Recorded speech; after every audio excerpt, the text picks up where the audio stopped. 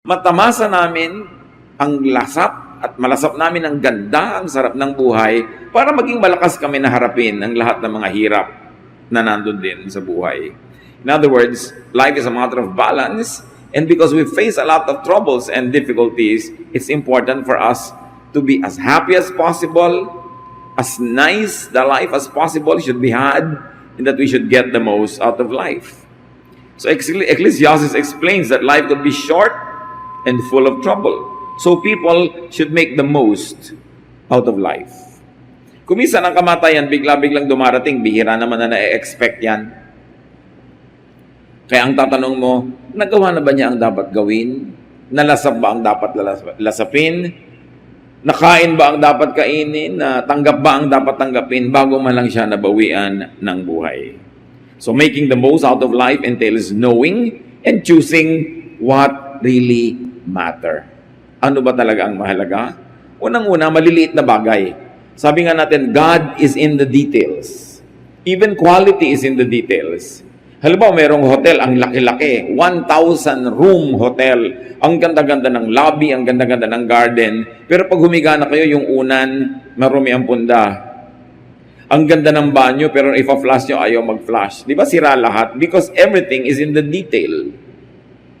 So yung buhay din natin, hindi lang yung grand occasions, hindi lang yung monumental victories, kundi yung maliliit na araw-araw na nagaganap. Doon nalalaman yung kadakilaan ng Diyos at doon natin dapat malasap yung magandang kalooban ng Diyos sa atin.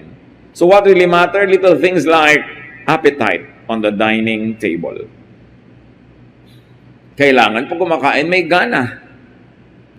Bago magawa ang isang pagkain, ang tagal-tagal, maraming taong gustong kumain, hindi makakain, tas ikaw may pagkain, tas walang gana. Hindi nakakain o kinain man lang, hindi nasarapan. Ecclesiastes 5:18, what is the best thing to do in the short life that God has given us? I think we should enjoy eating, drinking, and working hard. This is what God intends for us to do. So here is a Solomonic prescription, what you should do in life: eat, drink, work. Buti na lang, nilinaw niya na dapat may work. Dapat balanced. Eating and drinking without working means poverty. But working without eating and drinking means dullness, grouchiness. Kung puro ka trabaho, wala ka namang enjoyment sa buhay, mamaya mainit na lagi ang ulo mo, hindi ka na masarap kasama, hindi ka na rin nag-e-enjoy, ba't ka pa nagtatrabaho? So develop and keep your appetite. It's high religion. And develop and keep the appetite of others. Protect the dining table from appetite spoilers.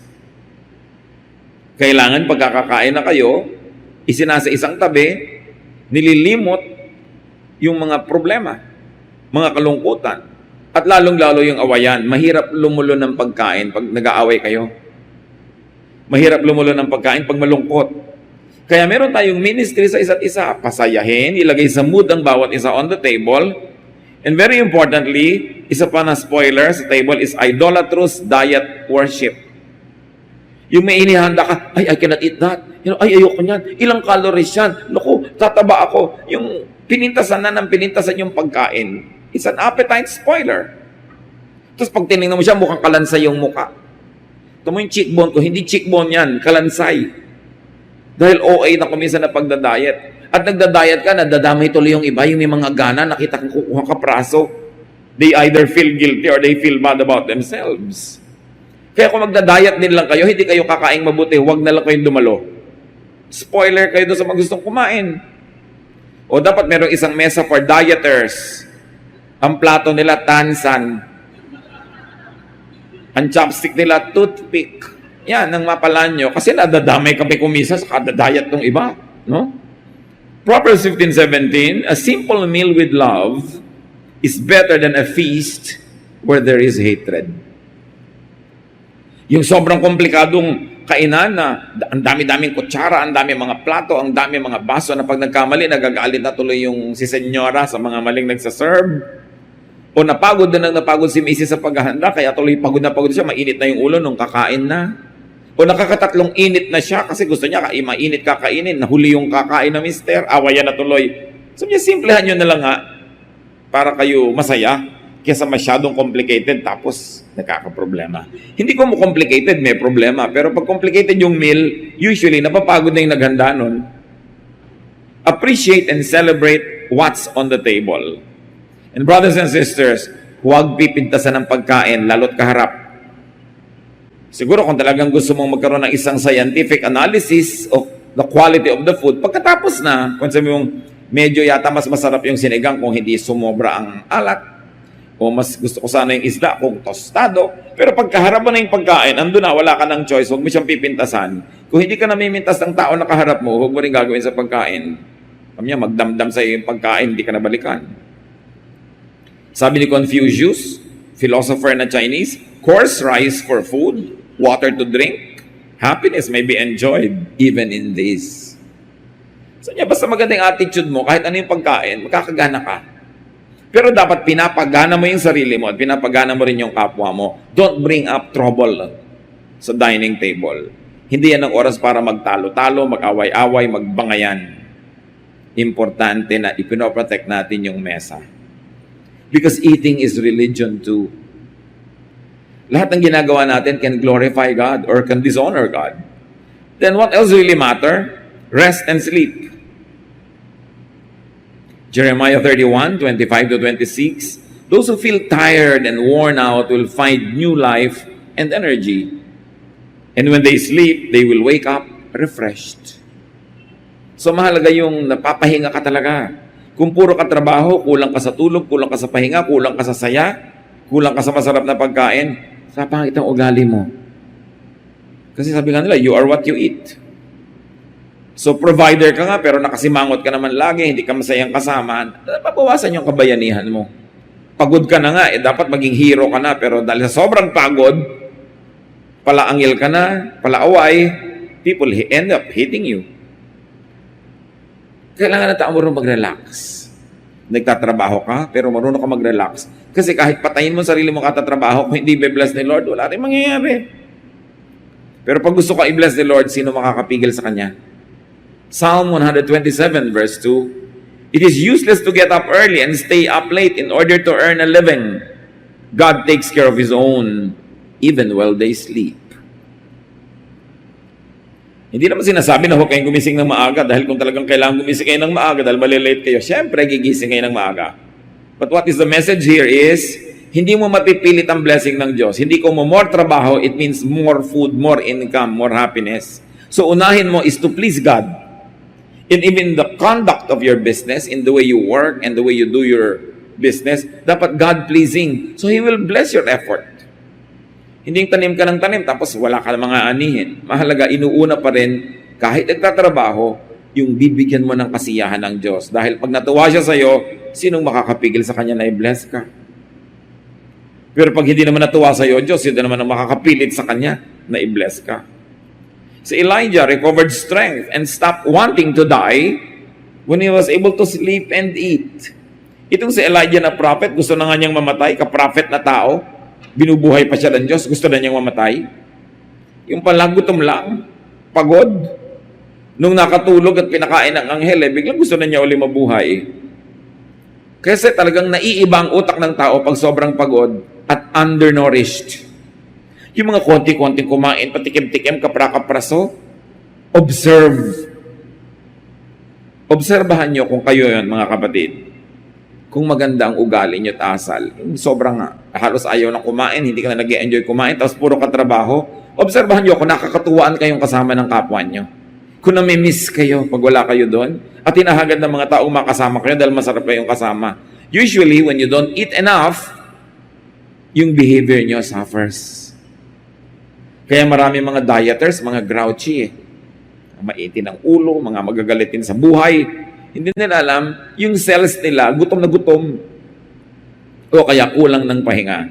What else really matters, especially for couples? Romance in marriage. Song of Solomon 1:12-16. My king, while you were on your couch, my love was a magic charm. My darling, you are perfume between my breasts. You are flower blossoms from the gardens of Engedi. He speaks, my darling, you are lovely, So very lovely your eyes are those of a dove. Ito yung palitan ng mga verso ng nag-iibigan. And you read it from Scripture. Very few people teach it because they blush when they read the Song of Solomon. Sometimes it is called the Song of Songs or ang pinakamagandang awit sa lahat. She speaks, "My love, you are handsome, truly handsome. The fresh green grass will be our wedding bed in the shade of cedar and cypress trees." So ang pinapakita dito ng Song of Songs, or the best song of all, is be passionate. You have a loved one, and your loved one loves you, and you are legally a couple. Celebrate passionate love. It's part of religion. God created our bodies. God put all the sense and all the senses where they should be because God meant them for a purpose. Song of Solomon 2:3-6. She speaks, "And you, my love, are an apple tree among trees of the forest. Your shade brought me pleasure. Your fruit was sweet. You lead me to your banquet room and showered me with love. Refresh and strengthen me with raisins and apples. I'm hungry for love. Put your left hand under my head and embrace me with your right arm." Sabi ba, are we reading Scripture? Yes. If you're not reading it, something's wrong with you. It's part of the Bible. Diyan ang galing yung, "He leads me into his banqueting table, his banner over me is love." Actually, this is romantic love. So kayo, lalo may mga kayong partner, appreciate and praise your partner. Nagpupurihan sila para kang isang matayog na puno, sa'yo ako lumililim, etc., etc., no? Song of Solomon 4:1-5. "My darling, you are lovely, so very lovely. As you look through your veil, your eyes are those of a dove. Your hair tosses about as gracefully as goats coming down from Gilead. Your teeth are whiter than sheep freshly washed. They match perfectly, not one is missing. Your lips are crimson cords, your mouth is shapely. Behind your veil are hidden beautiful rosy cheeks. Your neck is more graceful than the Tower of David, decorated with thousands of warrior shields. Your breasts are perfect. They are twin deer feeding among the lilies." So, here is a man and a woman praising each other in the context of married bliss. So what is the Bible telling us, especially Solomon and the song and the best song of Solomon? Couples should enjoy their time. Have, protect, and beautify your private time and space. How can you be passionate kung yung mga anak nyo kasama nyo natutulog sa inyong higaan? Tapos para kayo mga kriminal ng 3 o'clock in the morning na kumakaluskos, na baka magising ang mga bata. That's not the way to enjoy your married life. No? Mga lalo yung mga babae, hindi ko man naging nanay kayo, you stop being a wife. Minsan nagiging tamad na kayo sa ganito mga bagay, kaya yung mga anak nyo ang inyong depensa, andyan ang bata, magigising. Yung pala, tinatamad ka lang. Genesis 2:24, "That's why a man will leave his father and mother. He marries a woman, and the two of them become like one person." So kung humihiwala yung mga ikakasal sa mga magulang, it doesn't have to be literally na paghiwalay, iniwan mo yung nanay mo, nag-iisang byuda sa bahay niya. Hindi yun ibig sabihin nun. Ibig sabihin lang, meron kang commitment na ang partner mo na from here on yung asawa mo. Ganon din sa anak, nakahiwalay ka rin. Ang number 1 mong priority, asawa mo. Huwag kayong malilito kahit kailan kung sinong priority nyo, because you are one with your partner, not with your mother, not with your son or daughter. Yun ang priority. Partners shall enjoy oneness. Ecclesiastes 9:9, "Life is short, and you love your wife, so enjoy being with her." That is what you are supposed to do as you struggle through life on this earth. Kaya napakalaking hamon sa atin yung OFW phenomenon. Hindi natin sinisisi mga kababayan natin na kailangan maghanap buhay, pero hindi dapat matagal magkahiwalay. Kasi ang payo ni Solomon, enjoy life with your wife. Or your husband, of course. Deuteronomy 24:5, "If a man and a woman have been married less than 1 year, he must not be sent off to war or sent away to do forced labor. He must be allowed to stay home for a year and be happy with his wife." Can you imagine sa batas ng Old Testament, pag bagong kasal ang lalaki, 1 taong exempted sa army, sa military service, at kahit forced labor, hindi siya dapat mapagod. Isang bagay lang ang dapat niyang ikarir. To be happy with his wife. And this is a glorified situation that couples should always bring back to life. Israelite army men were exempted from service for 1 year after their wedding. 1 Corinthians 7, 3-5, thousands of years later, the same thing will echo. Husbands and wives should be fair with each other about having sex. A wife belongs to her husband instead of to herself. And a husband belongs to his wife instead of to himself. So don't refuse sex to each other unless you agree not to have sex for a little while in order to spend them in time in prayer. Then Satan won't be able to tempt you because of your lack of self-control. So ano tinuturo dito? Kahit napaka-conservative na si Paul, sabi niya, may asawa ka, ang katawan mo, sa pag-aari ng asawa mo. At yung katawan niya, pag-aari mo rin. So dapat walang nakikiambus dyan, walang nakikisingit, nakikihiram-hiram. At meron siyang right to you. So kung hindi kayo magkakaroon ng pagtatalik, kailangan may agreement kayo. O sige, 1 week lang kasi magpe-pray tayo. At pagkatapos, wakasan nyo agad yung prayer time na yun o fasting time and go back to each other so Satan won't be able to tempt you. What do we get here? Satisfying one's partner is a spiritual duty and a physical privilege. Na kahit ayaw mo, tinatamad ka, pagod ka, kailangan meron kang sense of duty to your partner. So huwag mo sobrang pagurin ng sarili mo. Magreserba ka ng energy para sa iyong mahal sa buhay. What else really matter? Enjoy what is at hand. Enjoy what is available.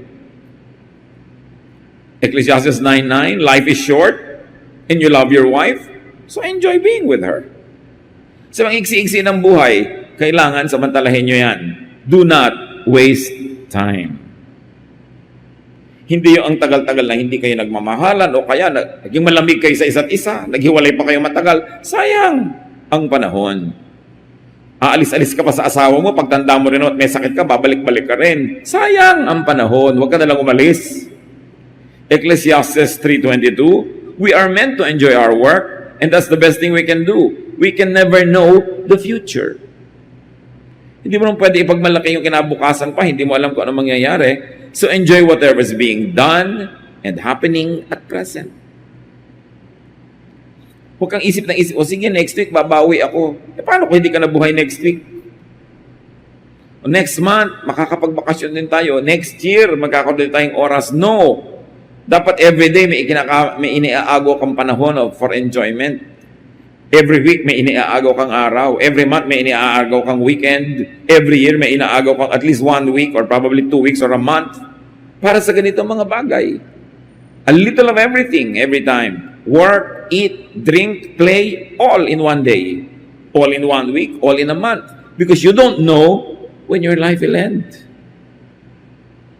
Especially if you're a father, a mother, a spouse, you have a duty to other people.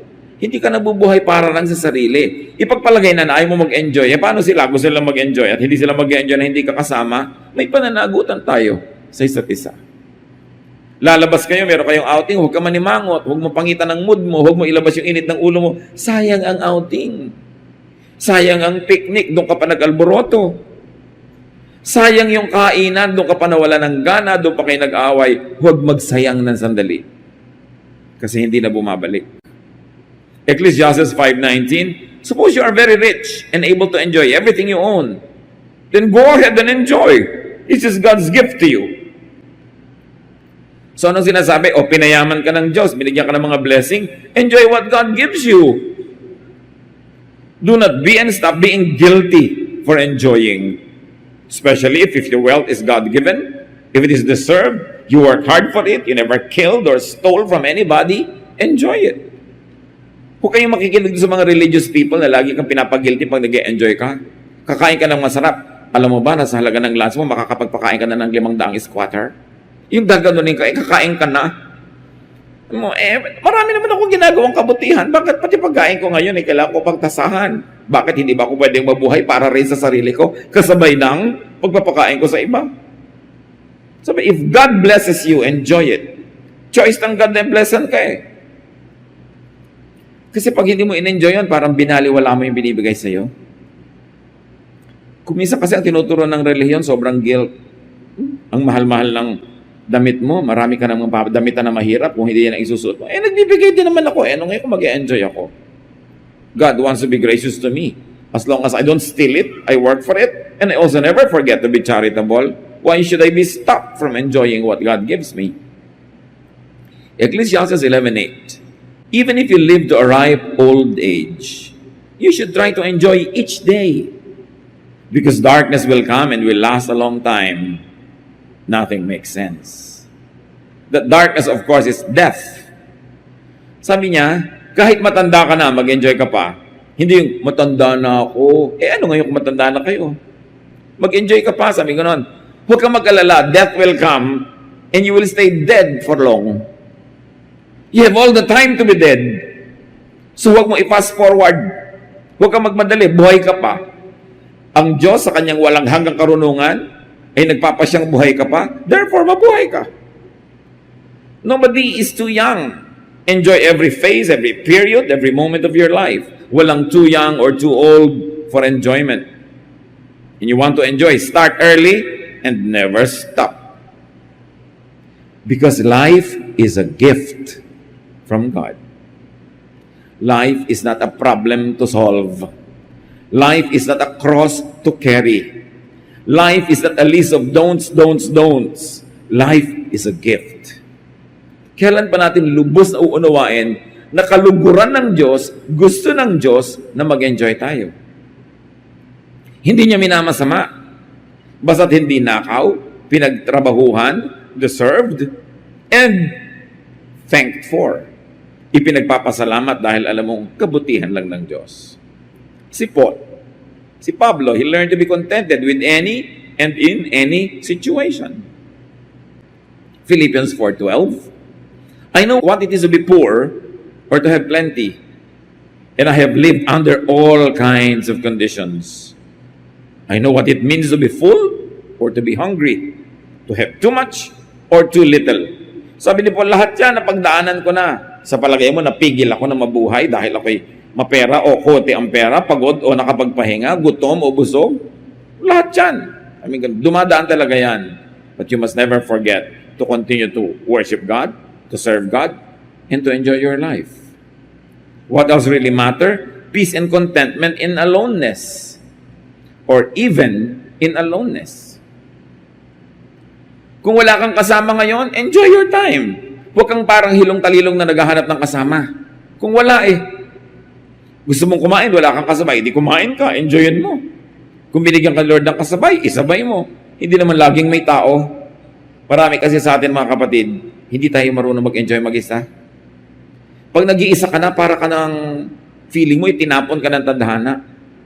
May makikita ka pa kumakain mag-isa, bakit ka nag-iisa? Bakit naman hindi? Yung hindi ako makapag-isa, kaya alam niya maraming napapariwara dahil ayaw mag-isa. Kahit kay taning, nagpapasama, may makasama lang.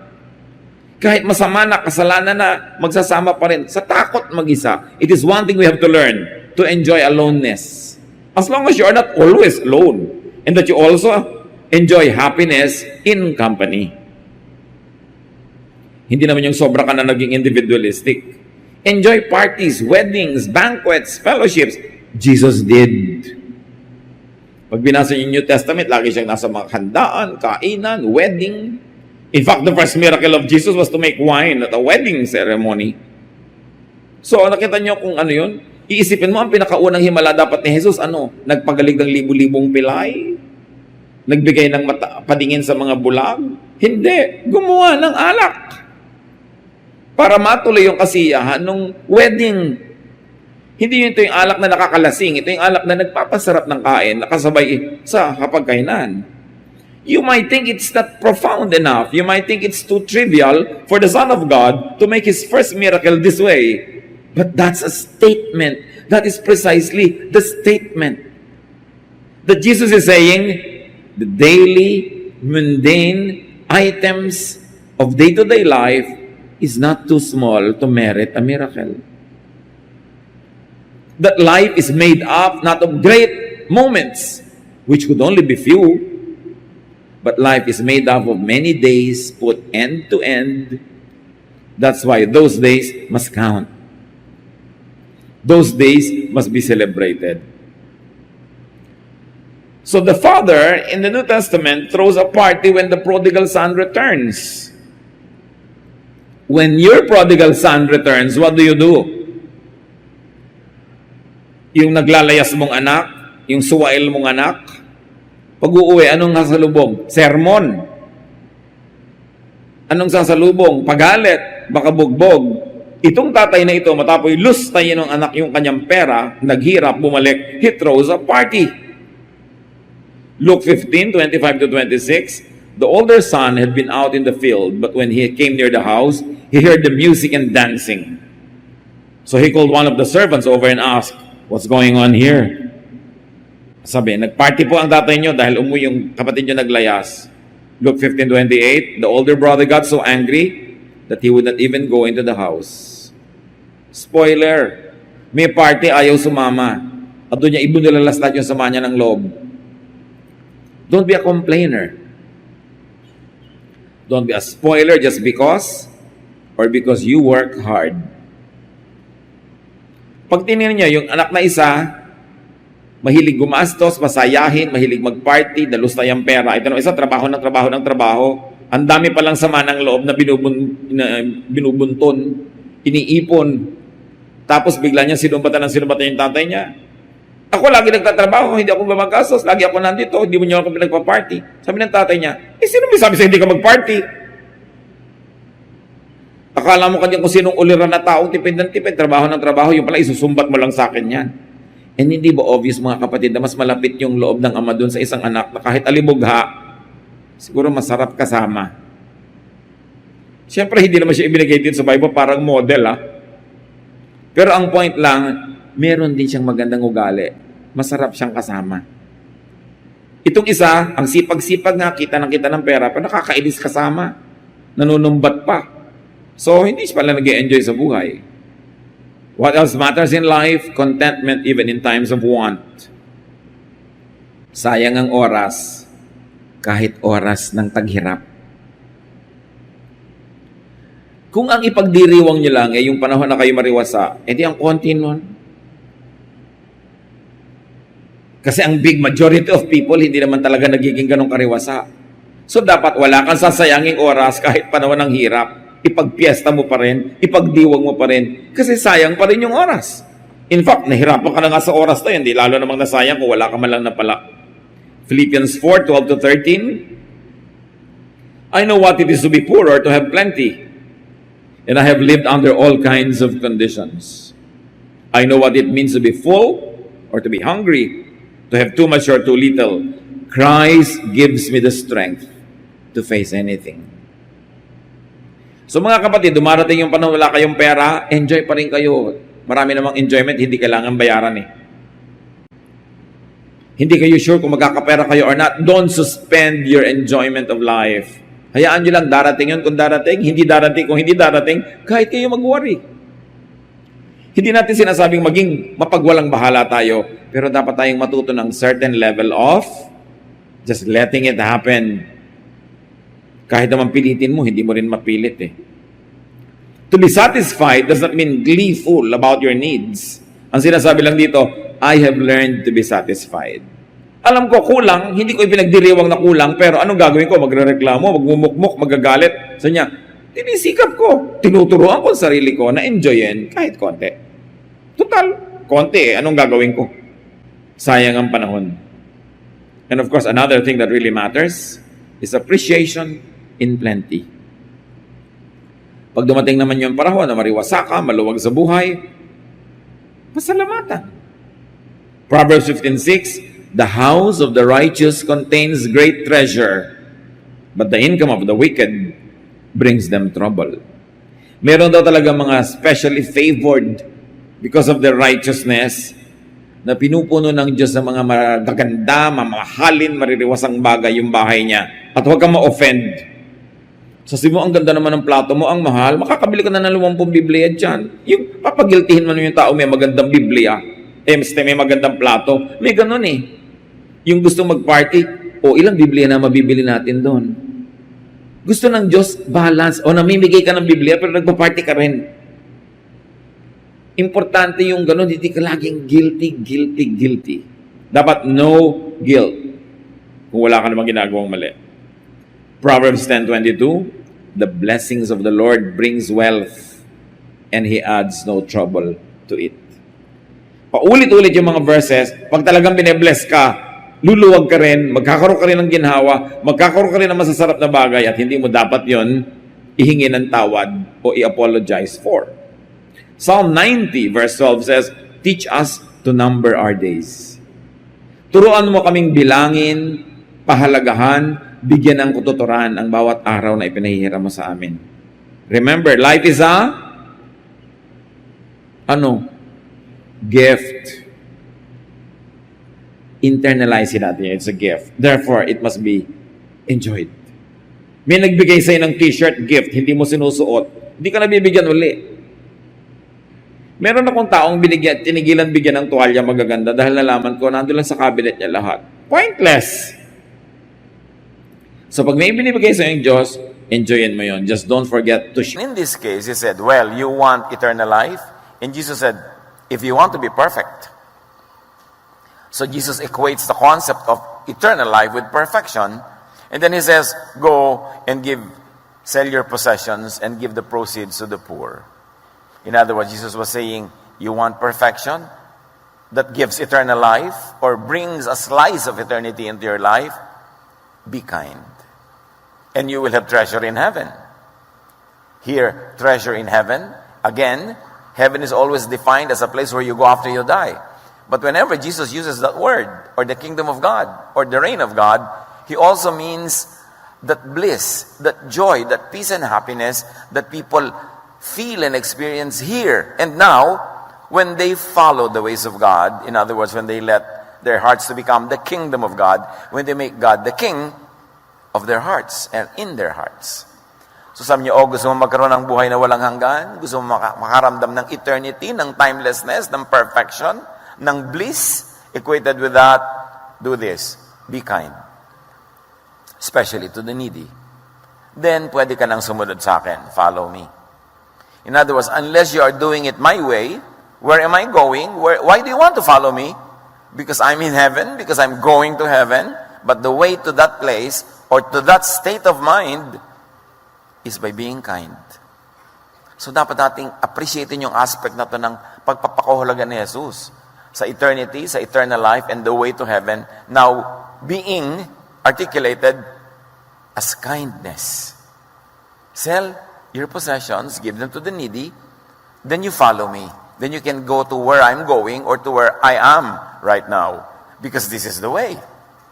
And the movement of the people that followed Jesus was called the way. To say the way is to exclude all other possible paths that had been in fashion at that time. Kaya makikita nyo na ibang pananaw, ibang paraan, ibang approach pagka nakinig ka kay Jesus. At ating himay-himayin, Matthew 19:21-22, sa tanong na yon, sumagot si Jesus, kung ibig mong maging ganap, if you want to be perfect, ipagbili mo ang lahat ng iyong ari-arian at ipamahagi sa mga mahihirap ang pinagbilhan. Once again, Jesus was saying, be kind. Kindness and love is the way to where you want to go. To eternal life, to eternity, to timelessness, to bliss, to heaven. So gusto mong makarating doon, ibigin mo muna ang iyong kapwa. Gusto mo makarating ka doon kasi mahal mo ang iyong sarili, pero para makarating ka doon, ang daan, mahalin mo muna ang iba. Kapwa muna. Pag inuna mo ang kapwa, doon ka palang makakarating sa iyong sarili para ang sarili mo dalhin sa gusto mong puntahan. Masalimuot, pero malinaw. Pagka pinag-isip-isip natin, outside of the boxes that had been imposed on our brains for the longest time, kung anong kahulugan ng conversation na yan. Kasi napakaraming layers pag nagsasalita si Jesus, hindi lang isa. And here, he says perfection, or the eternal life that the man was looking for, is in being kind to the needy. Sabi niya, at magkakaroon ka ng kayamanan sa langit. Nililiteral na naman ito ng iba. Tuwing may ginagawa ka, nagde-deposit ka sa langit, nagde-deposito ka doon, literally, para pag nagpunta ka doon, mo withdraw.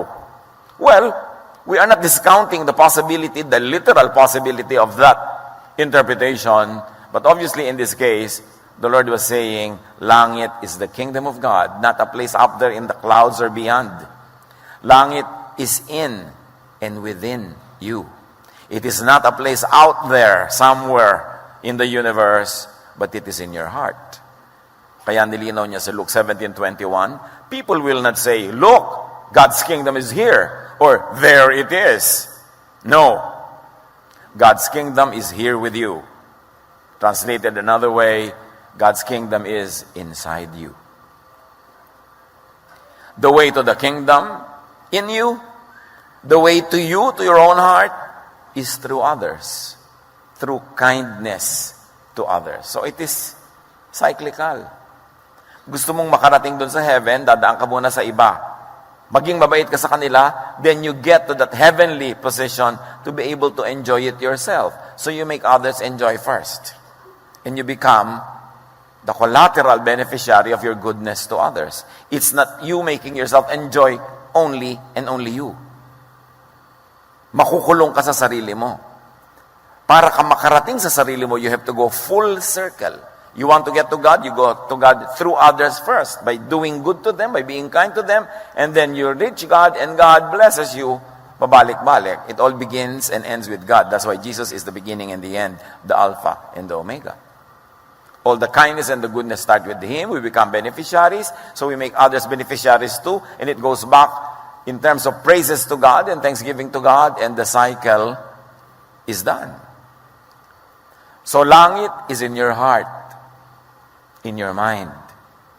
Langit is spirit, feelings, not just a place. So dito, here and now, you can have a slice of heaven. And how? Sabi ni Jesus, by helping others. Sino man sa atin ang tunay na tumutulong sa kapwa, taos puso, tapat na tumutulong, alam nyo yung langit na yon. Yung ligaya na tanging givers and kind people experience. It is an advanced party of heaven that is in your heart whenever you do good. At pagka naman gusto mong gumawa ng mabuti at hindi mo nagagawa, hirap na hirap ang yung loob, parang equivalent ng hell. Hell-like feeling. At sabi ni Jesus, magkakaroon ka ng kayamanan sa langit, and if you like to be spiritual about it, magkakaroon ka ng kayamanan sa puso mo, sa loob ng puso mo. True wealth is in the heart, is in the feelings, in the good feelings caused by being kind to others. At sabi ni Jesus, pag ginawa mo yan, Mr. Mayaman, pagkatapos, magawa mo yan, bumalik ka at sumunod ka sa akin. Kasi ang daan ko ay yung daan ng kindness. So unless maging kind ka, hindi ka makakasunod sa akin. So, kailangan maging kind ka rin. At yung daan ko na yan, ang patungo sa heaven, patungo sa eternal life, ang sample ng eternal life and heaven, well, gawin mo yan para ka magkaroon ng eternal life na hinahanap mo at hinihingi sa akin ngayon. Matthew 15:21, doon sa kinalugdan ni Jesus, na servant, the master answered, you did right. You are a good servant who can be trusted. You did well with that small amount of money. So I will let you care for much greater things. Come and share my happiness with me. Para rin sinabing, come, follow me. Come share my way. Come share my destination. Come share my happiness. And the way to that happiness is kindness to others. Sayang at hindi ito mapapatunayan ng mga taong nananatiling makasarili lamang, hindi gumagawa ng kabaitan at kabutihan sa kapwa. Sa kanila, ito isang mito. Isang guni-guni, na maaaring isang falsehood, kasi kailangan mong gawin para maranasan. Sabi niya, follow me, meaning be with me in happiness, in my kingdom, in heaven. Follow me, which means I will reign in your heart, and your heart will be my kingdom, your heart will be heaven, here within you. Pagkarinig nito, malungkot na umalis ang binata sapagkat siya'y napakayaman. So, ibig sabihin, hindi siya handa for eternity. Hindi siya handa for eternal life. Hindi siya handa for heaven. Kasi hindi siya handa na daanan yung kaisa-isang daan. Patungo doon na sinasabi sa kanya ni Jesus, kindness to others. Kasi mahal niya yung pera niya.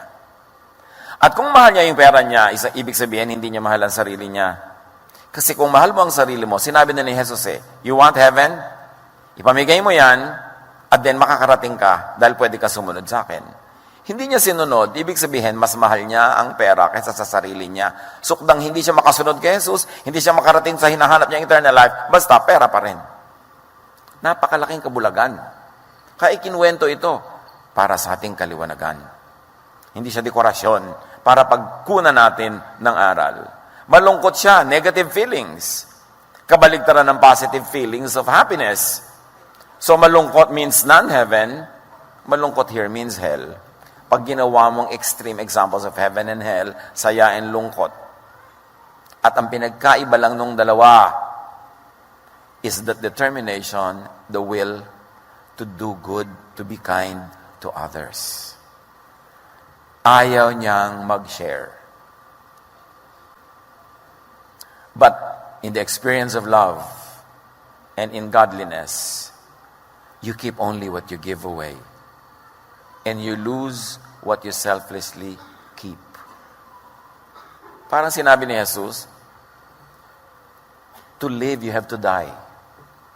Mga extreme examples, cyclical, para mo ma-maintain, kailangan pamigay mo. You want heaven? Give your heaven, your money, whatever you love away, and it comes back to you. That is the law of the universe. The law of balance. Mas mahal niya ang kayamanan niya higit sa kapwa-tao. Which means, mas mahal niya ang kayamanan niya kaysa sa kanyang sarili. Kasi sinabi, love others as you love yourself. So if you don't love others, you don't love yourself. Many times, we do acts that are very unloving because we think we are doing it to be able to love ourselves. But when you do not love others, at the end of the day, you do not love yourself. Because the way to benefit yourself is to benefit others first in a way that will become a collateral benefit to you. But you benefit others first. Pag inuna mo ang sarili mo at puwera sila, wala ka mararating. Because the blessing will not go around, it will only be trapped within you, and it becomes poisonous. Mas mahal na ang kayamanan niya higit sa langit, higit sa Diyos, higit kay Jesus.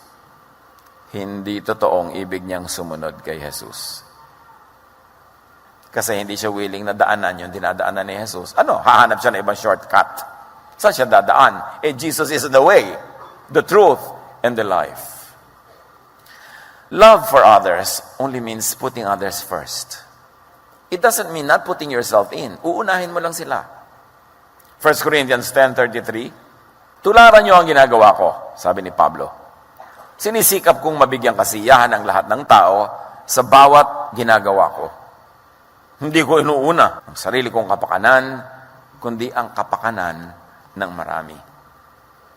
At pag inuna niya yung iba, merong himalang nangyayari, bumabalik din sa kanya yung binigay niya. Pero kung hindi niya ibinigay to keep it for himself, he himself will not be able to keep it. He will lose it. You lose what you do not give away. Especially sa love. That's the wonder of love. The more you love, the more you give it away, the more it comes back to you. But the more you love yourself and love others less, the more love runs out. Mas nauubos. Selfishness, unkindness is hell. It is not heaven. Kung gagawin nating malakomics yung illustration ng heaven and hell, eternal life, and punishment, yun yung nasa kwento na yun. Pero alam niya na yun ang sinabi ni Jesus, hindi pa rin siya nakinig. Ano ang blessings in, of, and for kindness? Marami. One, kindness is easy or easier for the brain. Ang dami ng naging scientific studies on the effect of emotions, on the effect of our behavior, on the brain, on our way of thinking, and that affects our physical health. And one of the findings is that kindness is easy for the brain. Humans are social beings. We succeed more easily by cooperating with fellow humans and with nature. Now, kindness is hardwired into our brains. That is what many of the scientists conclude. We were created by God to be kind. Natural, God ang nag-design sa atin eh. We were designed to be kind. That's why it takes more effort for our brains to be unkind than to be kind. Isipin niyo mga kapatid, meron kayong gustong gawing kabutihan. Meron kayong gustong gawing kasamaan. Gusto niyo magbigay, dito gusto niyo lumamang, magnakaw, makaisa. Saang side kayo mas mapapagod mag-isip? Nakakapagod mag-isip na manglamang. Nakakapagod na mag-isip na makaisa, na makapagnakaw, makapanloko. Kasi kailangan iplano mo lahat. Aagawan ko ang mga kapatid ko ng mana. Ano magagawin mo? Kailangan yung bangkay na kamay ng nanay mo. Patatakin mo doon sa deed of sale. Di ba? Kailangan mag-produce ka ng deed of sale. Kailangan marami kang kasinungalingan na gawin. O, gusto mong dayain ang asawa mo, meron kang affair, ang daming planning niyan. Mga planning ng uwi mo, planning ng mga bakasyon mo, ng ninanakaw mong oras, ng ninanakaw mong pera, para maibigay sa kanya. Ang daming planning. Samantala ko, ang plano mo lang maging mabuti sa asawa mo, ang simple no, relax ka lang. O, ito lahat. Tapos ang kwento. Selfishness makes the brain consider and analyze a lot more things. Because selfishness and evil has to be planned to succeed. Selfishness makes the brain work hard or harder. In other words, selfishness is stressful. Ang mga taong makasarili, mabilis tumanda. Kasi maraming kailangang isiping maiitim na balak. Paano ko kaya dadain itong mga paninda ko na kunwari 1 kilo pero 8 guhit lamang?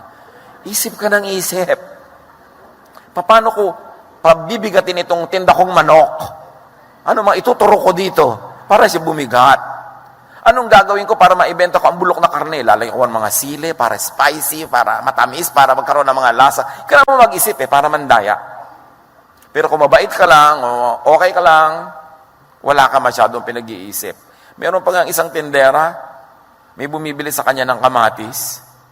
Sabi niya, sa kabila ka bumili kasi bagong galing siya sa palengke, yung kamatis ko kahapon pa. Ang haba ng buhay ng tinderang ito. Kasi wala siyang daladalang guilt, wala siyang daladalang mga atraso sa kapwa. Kasi mabait. Maraming isipin na makasarili. Yung unkind. Hindi tahimik ang buhay niya. Yun palang hell na eh. Yung gumawa ka pa lang ng mabuti, wala kang kailangang itago. Heaven na yun. Mahirap na may itinatago. Matthew 5:43, narinig yung sinabi, ibigin mo ang iyong kapwa at kamuhian mo ang iyong kaaway. Yan yung paraan ng mga Hudyo nun eh.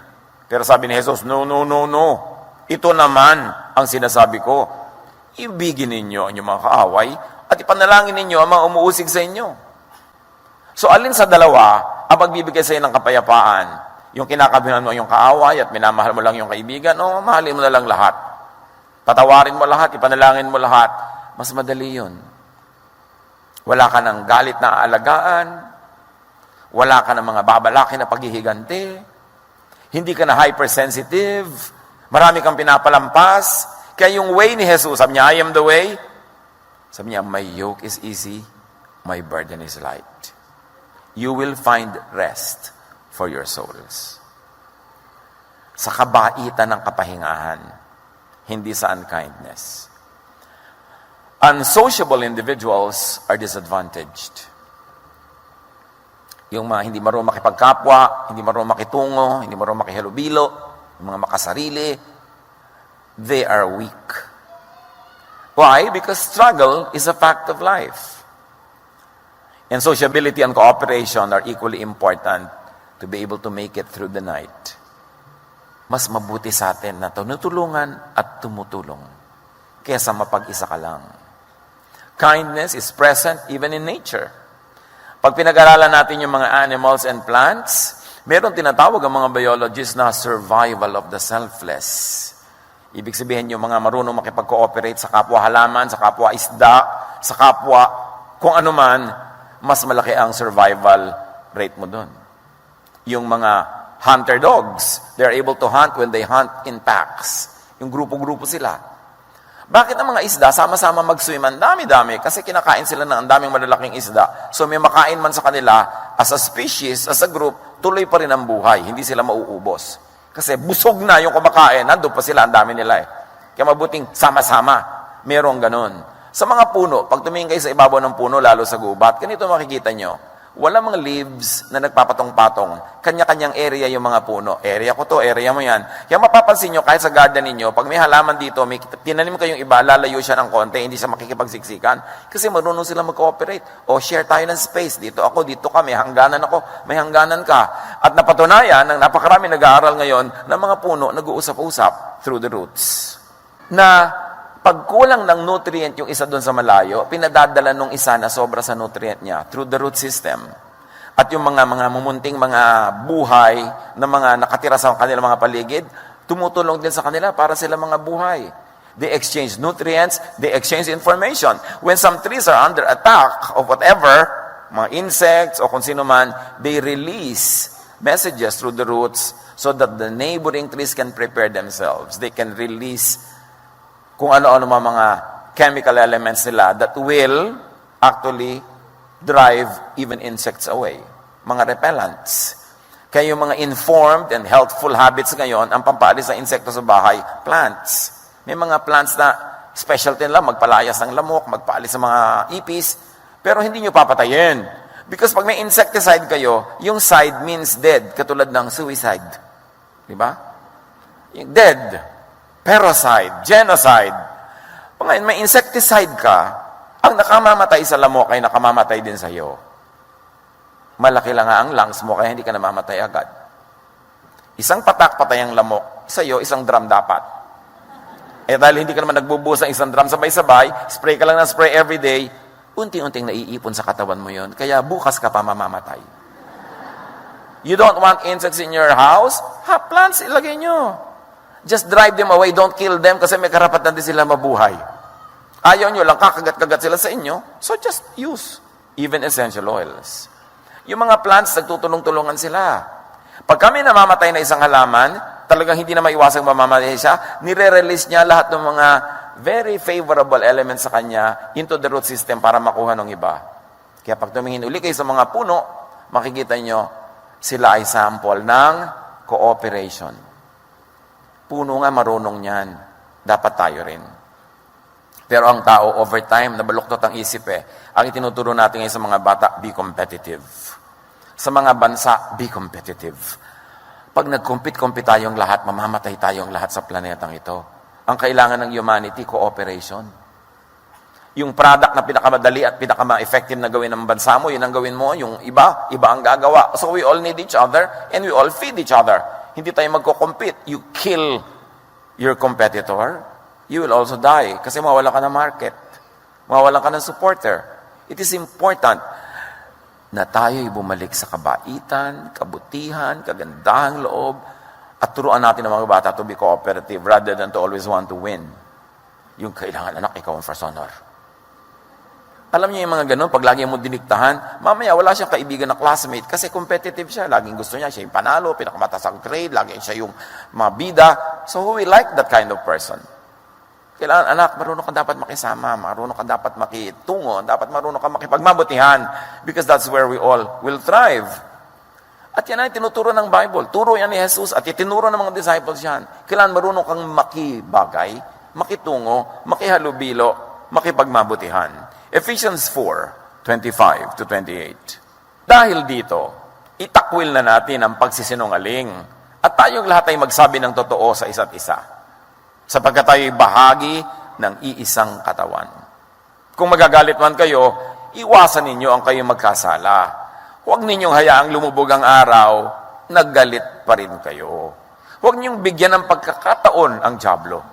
Ang magnanakaw ay huwag nang magnakaw. Sa halip, maghanap siya ng marangal na ikabubuhay para makatulong sa mga nangangailangan. Ano lang ang ending ng lahat ng sinasabi nito? Maging mabait ka sa kapwa, magiging mabait din siya sa iyo, pare-pareho kayong magbe-benefit.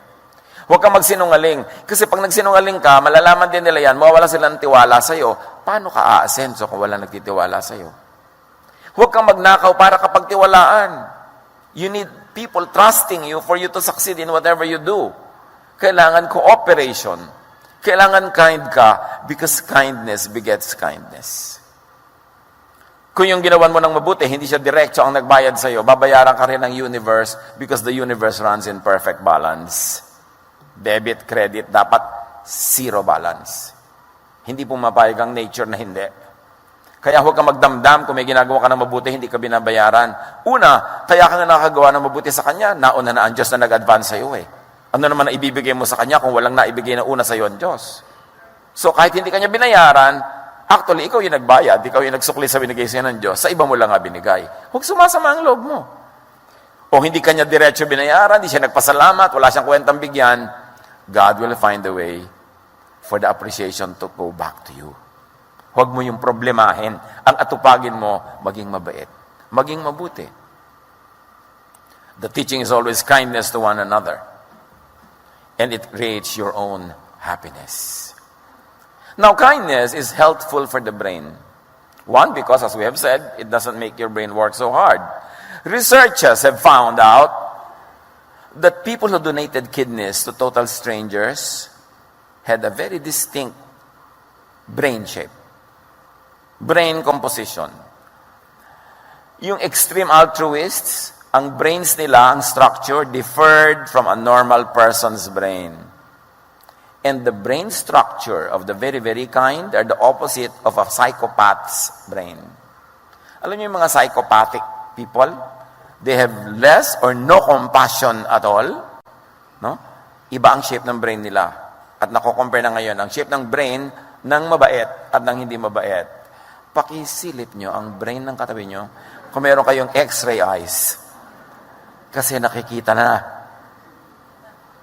People who have less compassion, no compassion, who are cruel, iba ang shape ng brain. Ang tanong, yung bang mababait, mabait talaga kasi likas ng gano'n ang shape ng brain nila? Yes, pwedeng gano'n. Pero merong dahil sa practice ng kabaitan, kahit psychopathic yung shape nila noon, naiiba dahil sa ginagawa nila. You sow a thought, you reap an act. So an act, reap a habit. So a habit, reap a character. Gusto mo ng ganong character? Simulan mo sa ganitong thought. Gawin mong action, gawin mong habit. Mamaya, character mo na yon, nare-reshape ang brain. Kaya ang sabi ng Romans 12:2, do not conform to the pattern of this world, but be transformed by the renewing of your mind. Then you will be able to test and approve what God's will is, His good, pleasing, and perfect will. And the will of God is that we all be kind.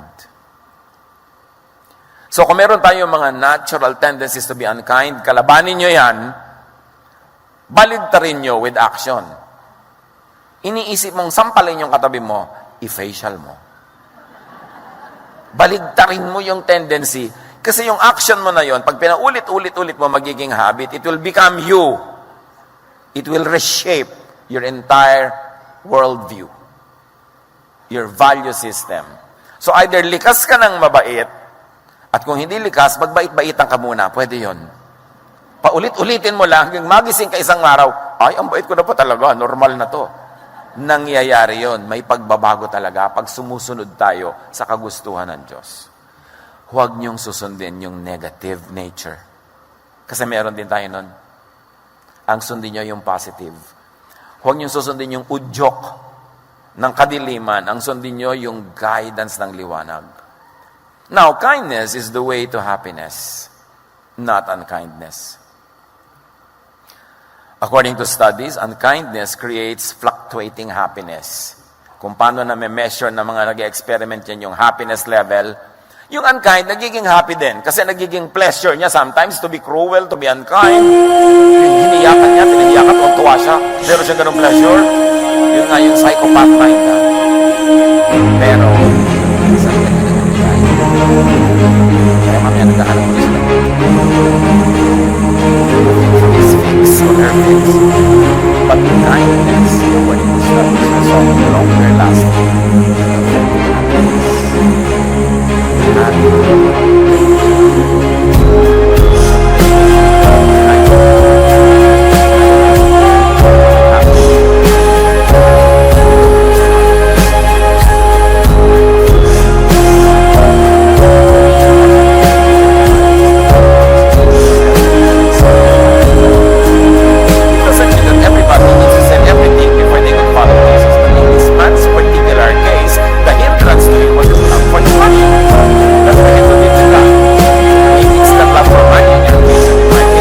for something else.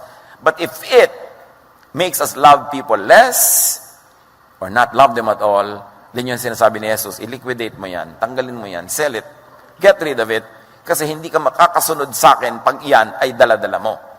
Ang bigat-bigat niyan, hindi ka makakasunod.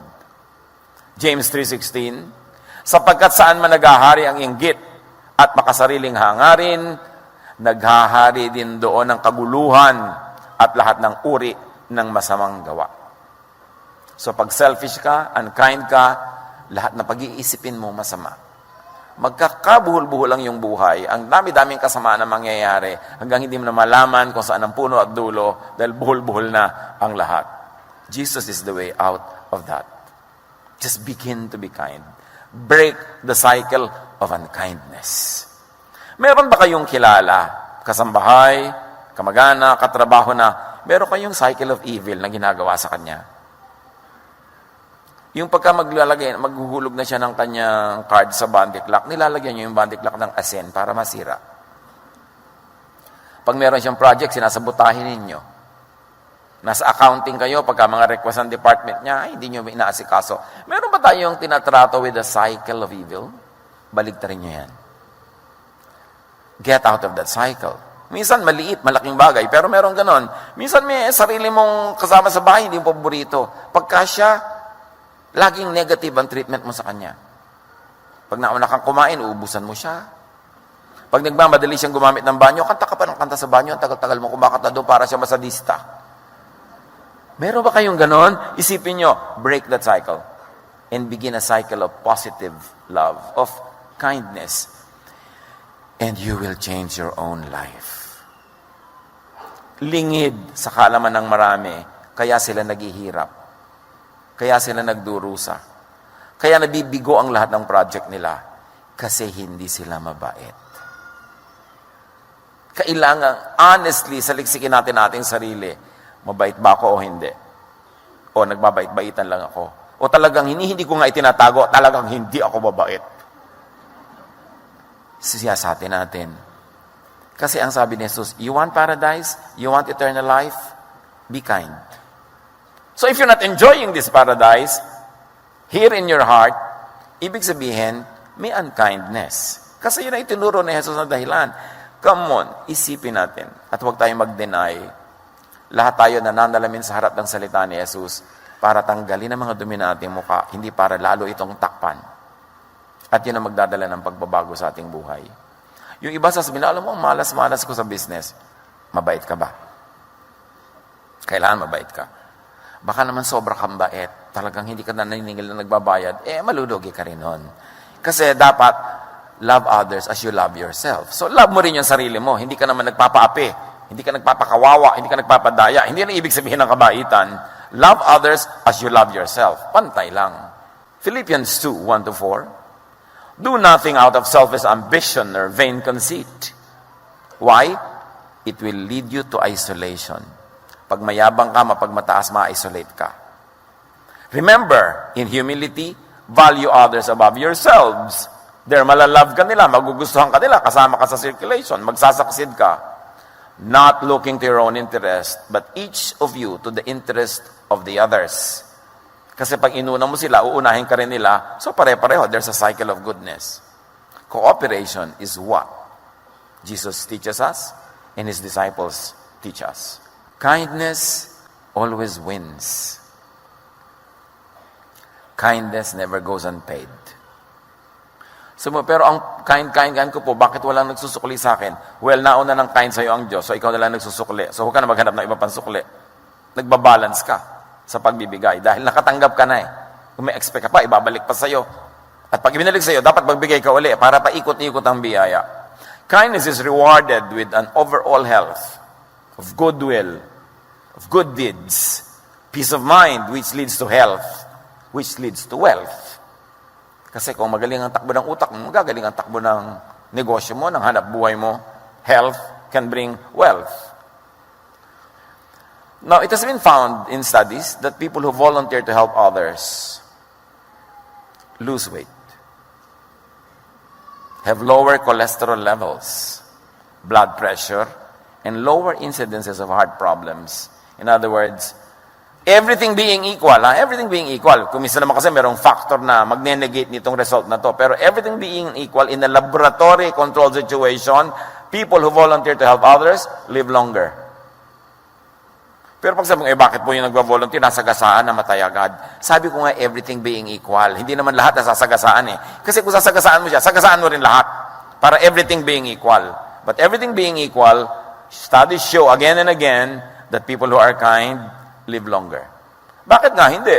Tahimik matulog, tahimik ang loob, payapa. Pag kumakain, natutunawan, hindi siya nagkaka-indigestion. Subukan nyo nga galit kayo, kumakain kayo. Hindi kayo makakatunaw na pagkain nyo. So talagang healthful habit to be kind.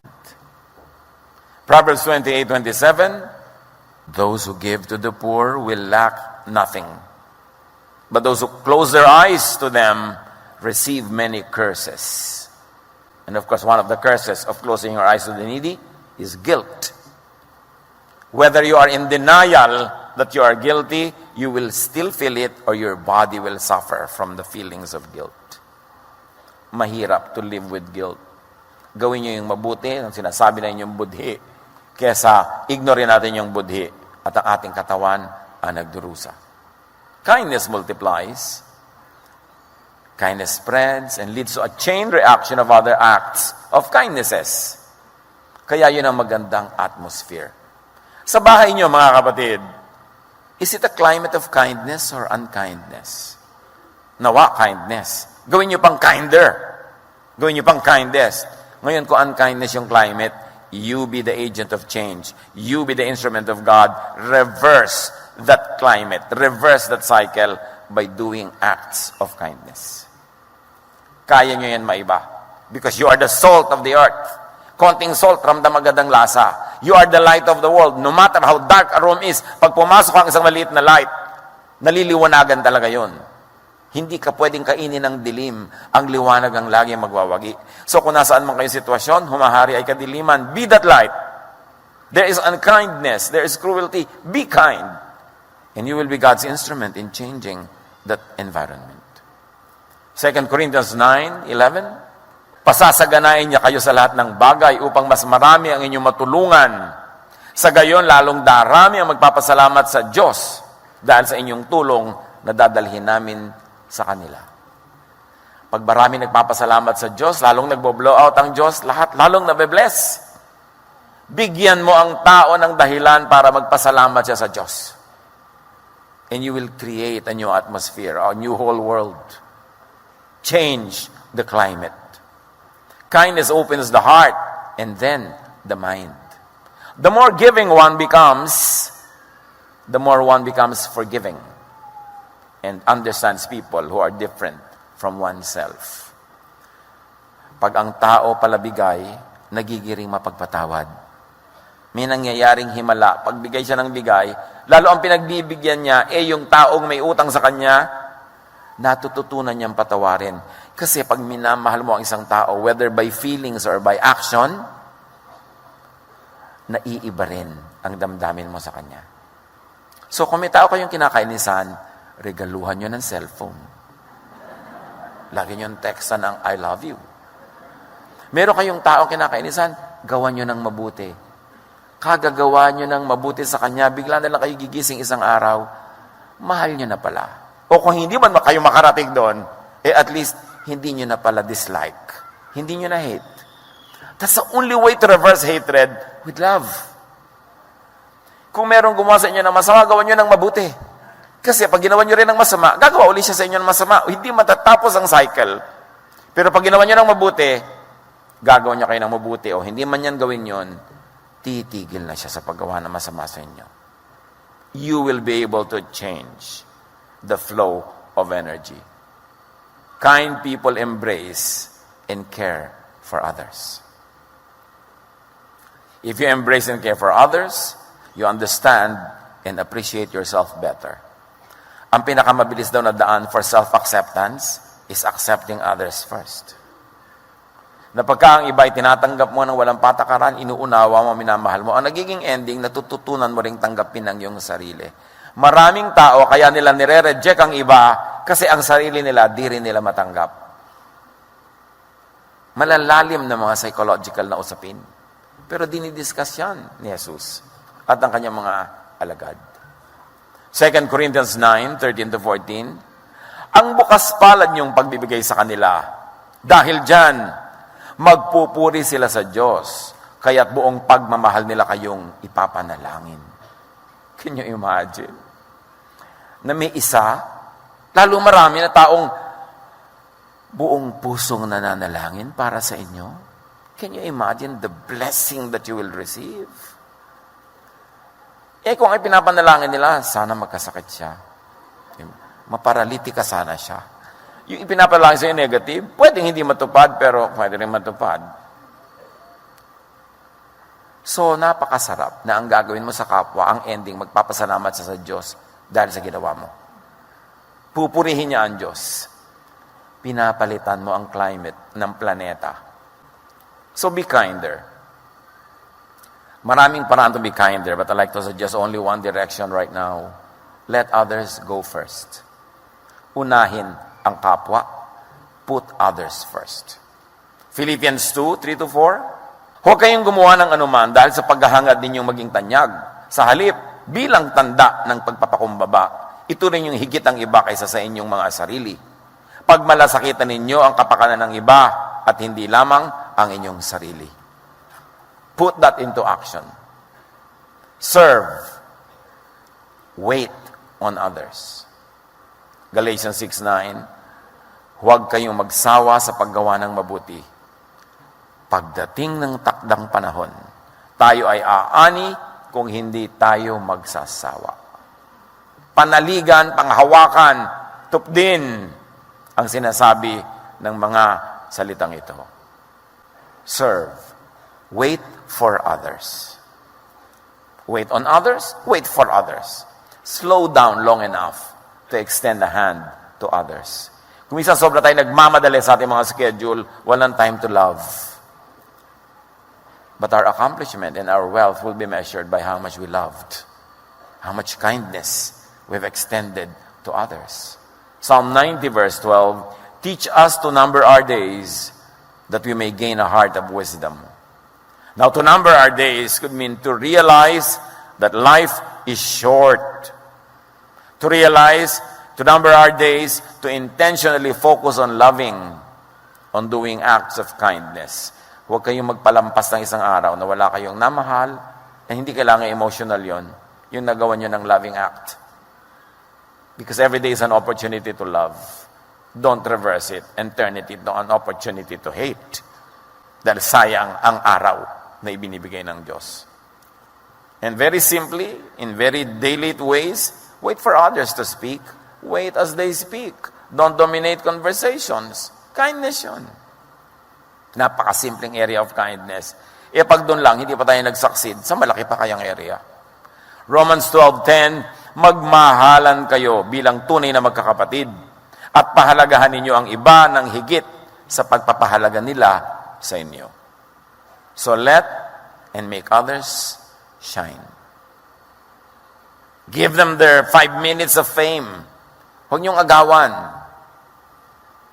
May magpopost sa Facebook, wow, tumira kami dito sa .005 hotel na star.